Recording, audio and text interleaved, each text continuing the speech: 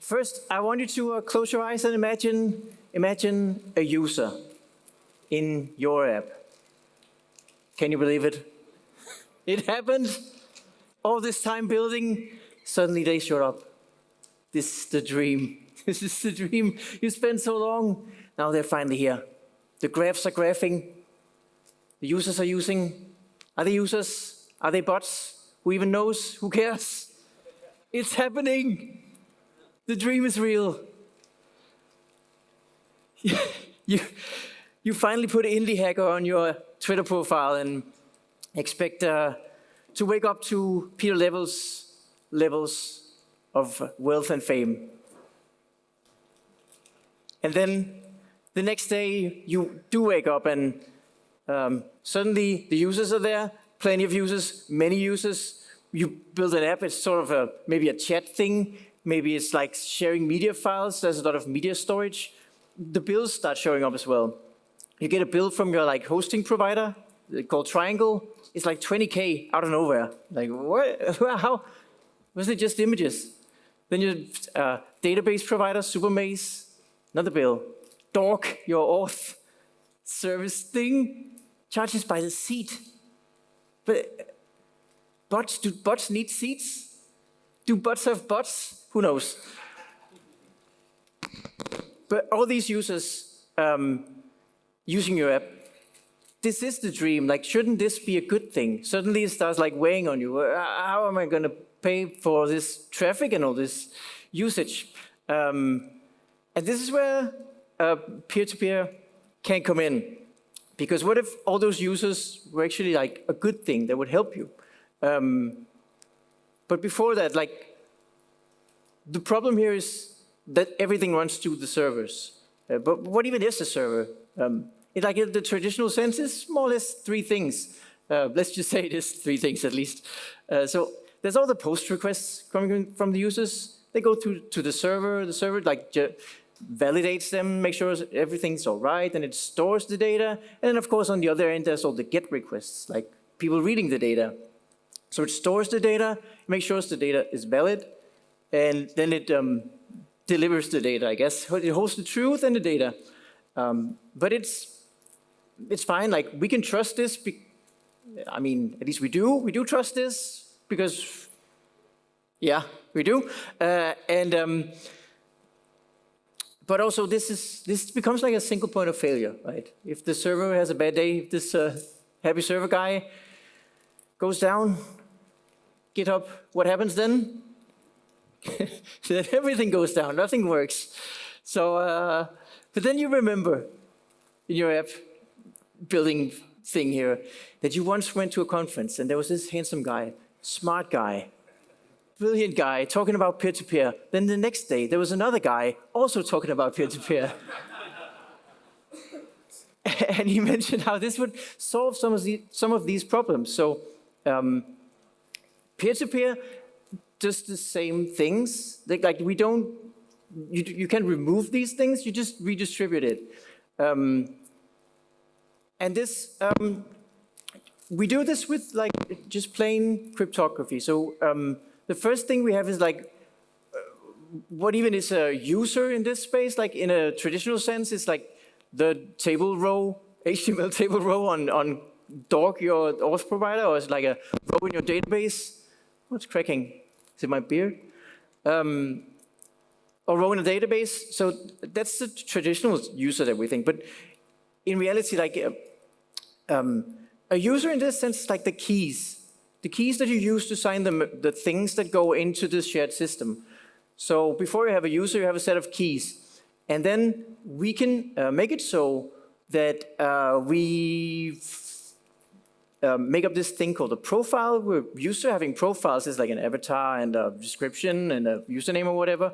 And we can make it so that these keys are the only keys that can control this profile in a sense that the user becomes that profile, and the keys determine who can modify it. And you can have multiple keys controlling the same profile, like your mobile and your desktop. Anyway, we have users again now. And then all the users, of course, gather around things. So in the chat app example is probably the room, for example. We're building a chat app at Tether called Keet. You should use it. I'll bring up a QR code later. In a documents app, it would be the document. In a, like, imagine a DJ app, it would be the DJ set. Whatever it is, you probably always have something to gather around. This is the, I'll call it space in this sense. And we can make it so that only users that are invited to a given space will have access to it. And we can even make it so that there's like roles and permissions and all that. So you have to be a moderator to, I don't know, you define it. Key is that you can sort of build any app that you can imagine, almost, in this shape where it's distributed instead of server-based. And so what happens is that all users that are, is it me doing the? It's the cable. No? No? It's just the echoes of Eunice's audio effects. Anyway, so we have users participating by sending messages. Everything that happens in our system, we've determined is like messages. We know this from like, I don't know, Redux or something. Like you have the actions and then they go through a reducer or anything, and then we have the state coming out at the other end. We can do the same thing but distributed. So every user uses their keys to sign the messages, and we can encrypt it all and everything. And then as long as we share the same truth, but how do we get to that truth? We have the logs that of all the user messages, like all the things that have happened in our app is like a giant log of things. And then if we want to do the same function here called apply, which is sort of, if this smells a little bit like blockchain, it's because it is kind of like blockchain. If you run the same messages through the same function, you can do it however many times you want. As long as it's like deterministic, you'll get the same result. And so if we run the same messages through the same function, we'll get the same result, meaning like we can trust each other as long as we get to the same result. Yes. That, of course, means deterministic, so we can't use dates, for example, in the apply function. We can't use randomness and all that, but yeah. Yes. And this is, of course, like stuff that you don't probably think about so much when you're building against servers, but it becomes then important when you do it for peer-to-peer. But in a sense, what was I thinking about? Yeah, so I think I want to go back actually to this one. So just a point that I maybe forgot to make, but that it's your profile. So you can hold the profile, but in a sense, like anyone can hold the data. It doesn't matter who holds the data because it's encrypted likely, and you hold the keys to it. So say my profile, all my data, all my notes are in like a tiny safe.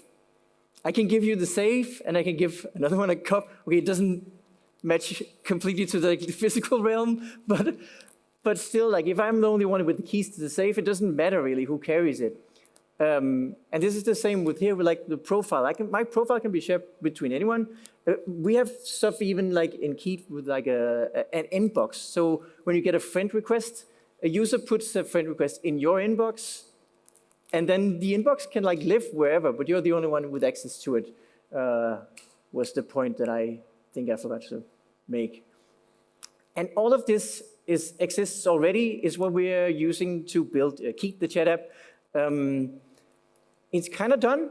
It kind of works. Not kind of works, it works. Keet does everything that you would want from a messenger app.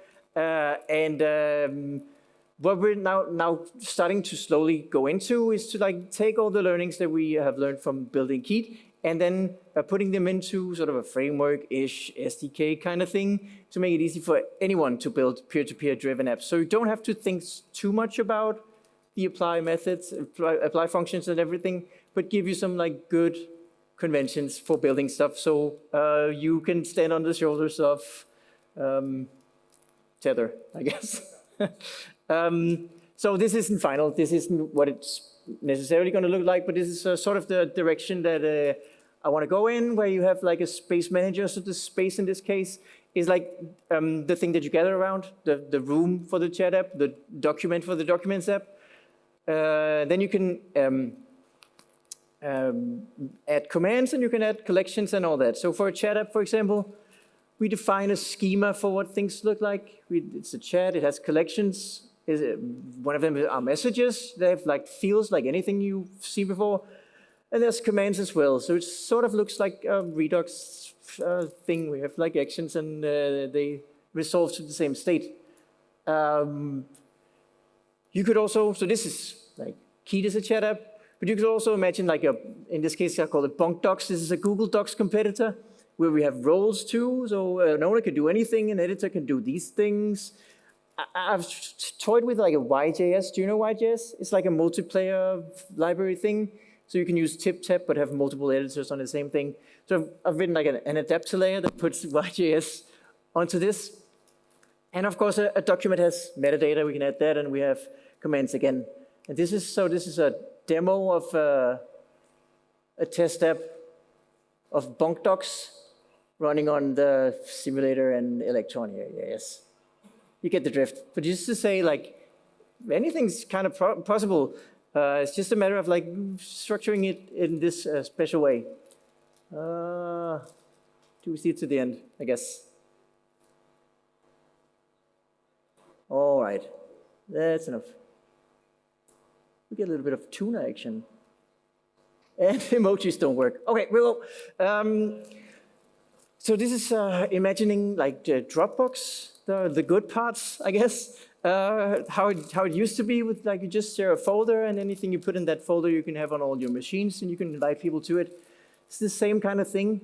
It has the space here is the individual folder. Then use is like a keyword for sort of a middleware layer where you can use all the building blocks that we have built for our app as well. So we have support for like blob storage and in this case Drive, which is Hyperdrive, one of our modules. Where you can get a drive, and it's automatically shared between the participants. So we have files, we have commands, so on and so on. Here's a demo again of Dropbunk running on my machine and VPS. So we init it in the folder, we get an invite, we press the trackpad too hard, and then you can probably imagine what happens.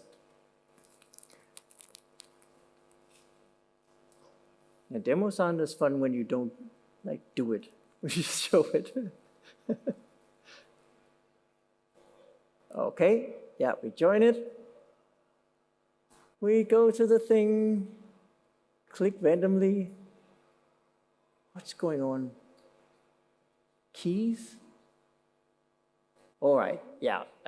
What happens next is I create files and they sync. You can imagine, you know files. Yes. So I'm calling this Peer SDK. We don't know actually what to call it yet, but because it isn't really a thing yet, but it's an effort that we want to do. Peer in this case is what you heard Dave maybe talk about yesterday, which is sort of the distribution layer and the runtime for much of this. So even down to like deploying your app happens on peer-to-peer, meaning that it's like it's unrestricted by firewalls and all that. We have some hole punching technology, it's called, that finds a way through all of the common routers and everything. So that's what like peer-to-peer shines is when we work like there's a case for like if the internet goes down, right? But people are still together. They turn on Bluetooth, they can still share the messages on Bluetooth because there's just the transport layer, all of the math behind it still works.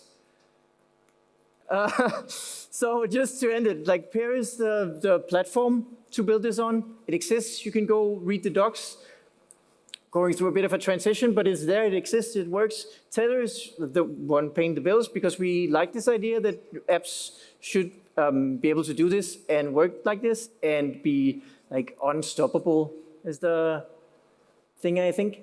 If you want to follow me, I'm Mikkel. If you want to try Keet, you should. That's the code. And then that's the actual. Thank you. Yeah. Thank you, everyone. Please.